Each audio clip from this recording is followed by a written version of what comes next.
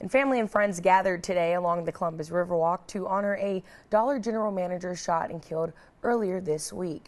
Loved ones, as you can hear, loved ones released balloons this afternoon near Banks Food Hall in memory of Alexis Hill, the Victory Drive store manager that was shot and killed Tuesday. She has 11 seconds left to live, and she has no idea. 2 crumpled dollar bills are in her hand. She's doing what she's done 1,000 times before, smoothing them flat against the counter. She doesn't see the gun yet. We do.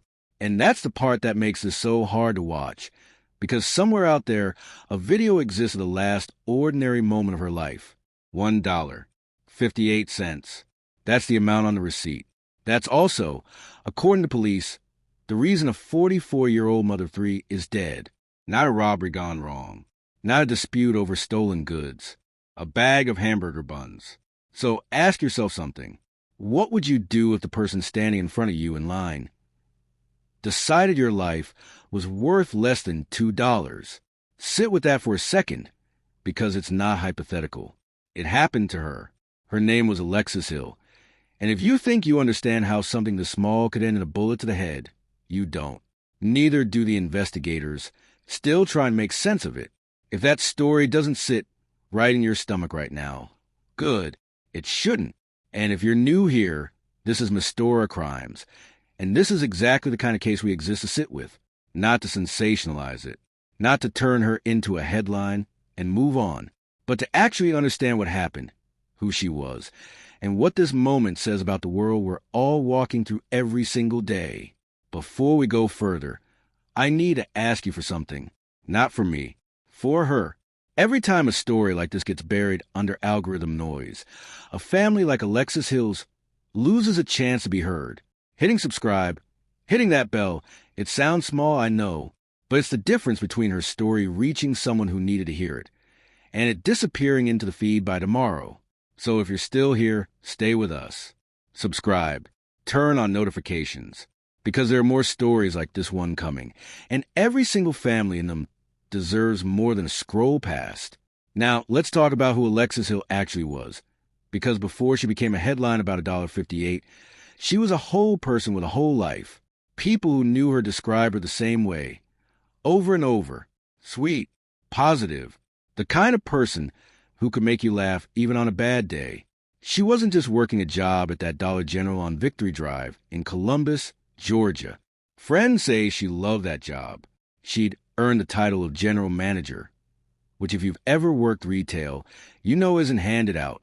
It's built through years of showing up, of being reliable, of being the person the store depends on to keep things running. Her brother Jonathan described her as irreplaceable, and he didn't mean it in some abstract, grieving way. He meant it literally. There was a role Alexis played in her family, in her community, at that store that nobody else could step into. And that's what makes this so hard to sit with. She wasn't in the wrong place. She wasn't taking a risk. She was doing the single most mundane task imaginable, straightening out $2 bills. That's the moment. That's when it happened. Now, let's talk about the man on the other side of that counter, because this is where the story stops making sense in a different way. His name was Jerome Marquis Willis. He was 33 years old. And according to Alexis Hill's own family, he was a stranger to her. Not an ex-employee with a grudge. Not a customer she'd had problems with before. Not someone with a documented history at that store. Just a man who walked in that Tuesday morning to buy hamburger buns like anyone else might. Think about how unsettling that actually is.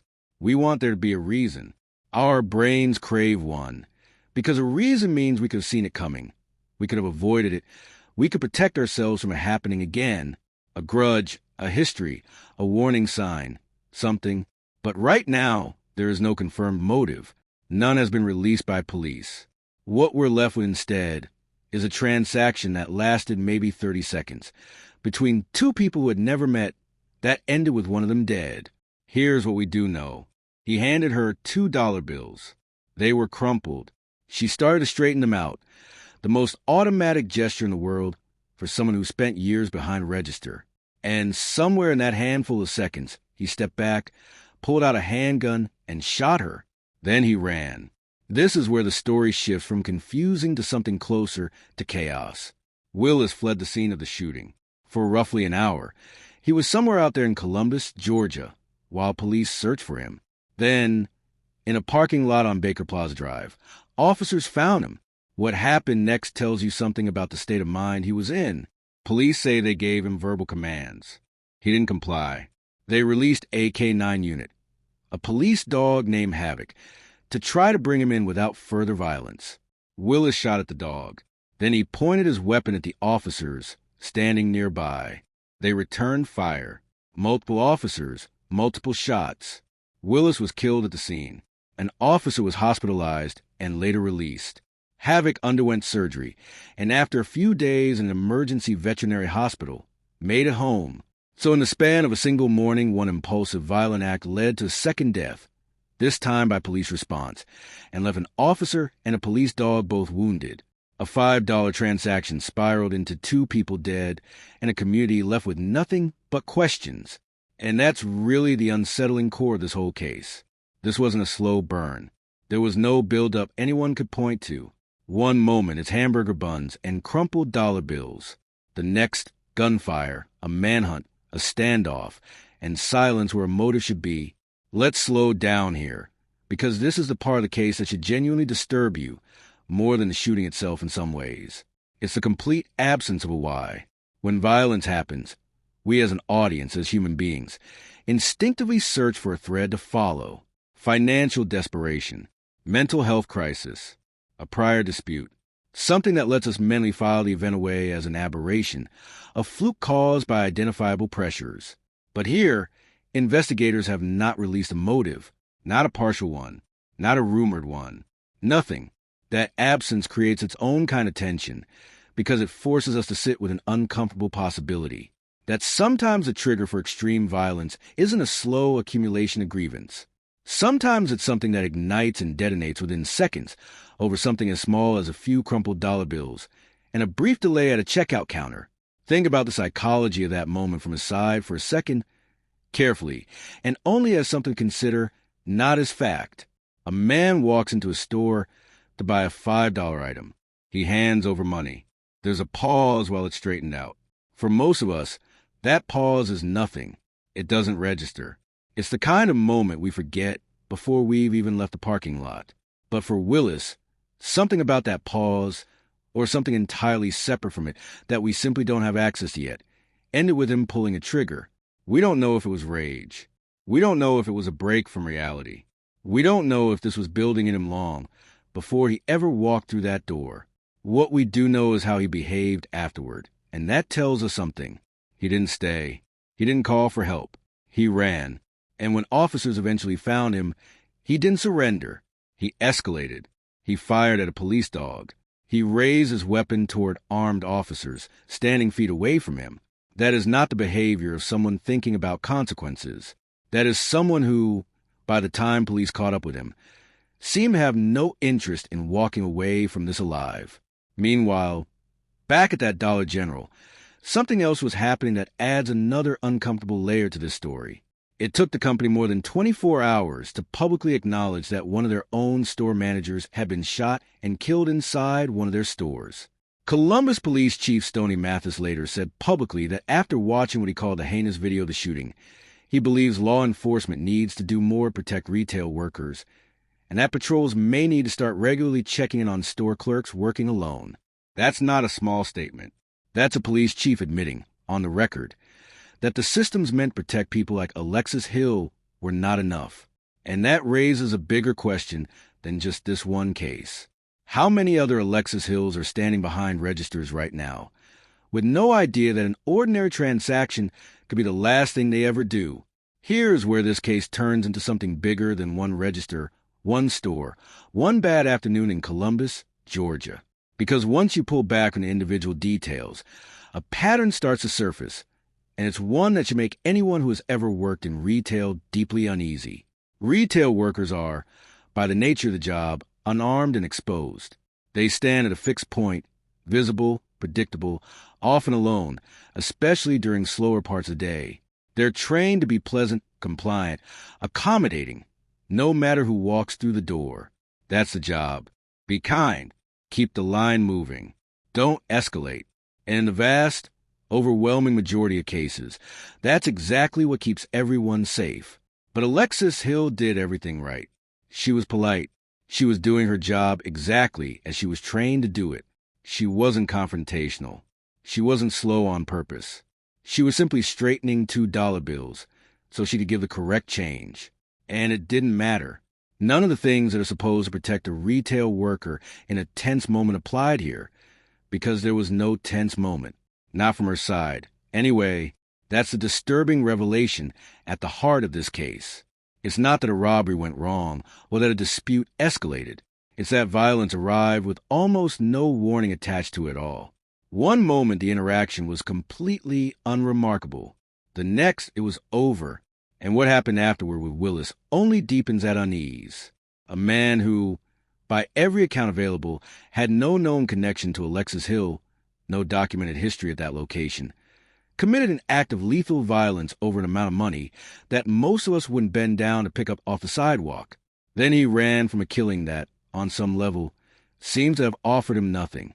No robbery, no stolen goods, no getaway plan that made sense. Just flight, followed by a confrontation with police that he appears to have chosen not to survive.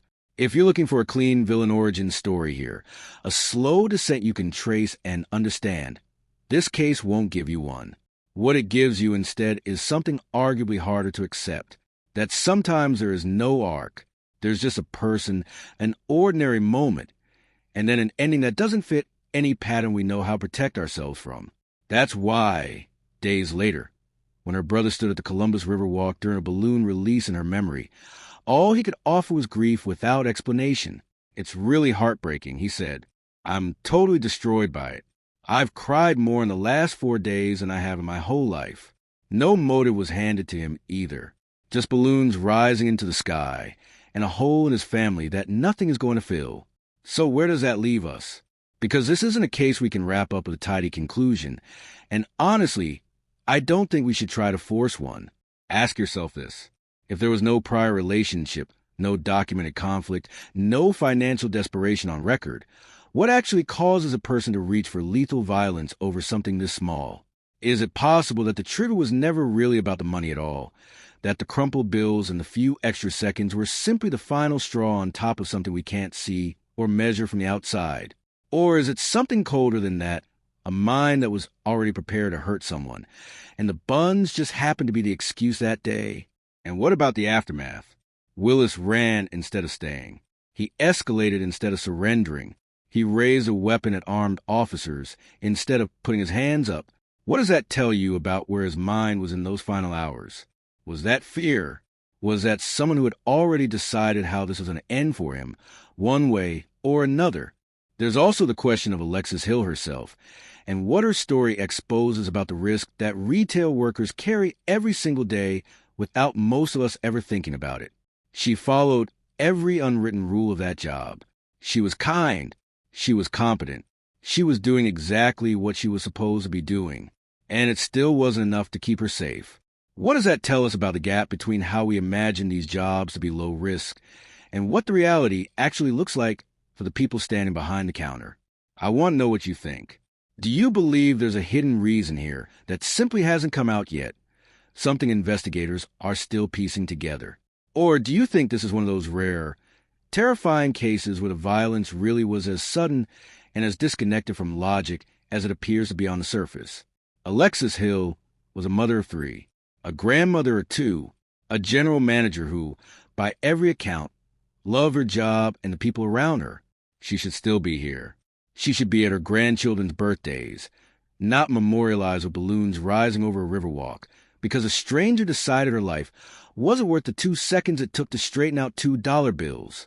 If this story moved you, if it made you think differently about the people who ring up your groceries or your dollar store purchases without a second thought, then don't let it disappear into the feed.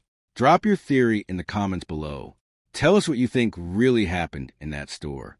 And if you want more cases like this one, cases that sit in the space between justice and humanity, subscribe to Mystora Crimes and turn on that bell, because Alexis deserves to be remembered, and there are more stories like hers that deserve to be heard too.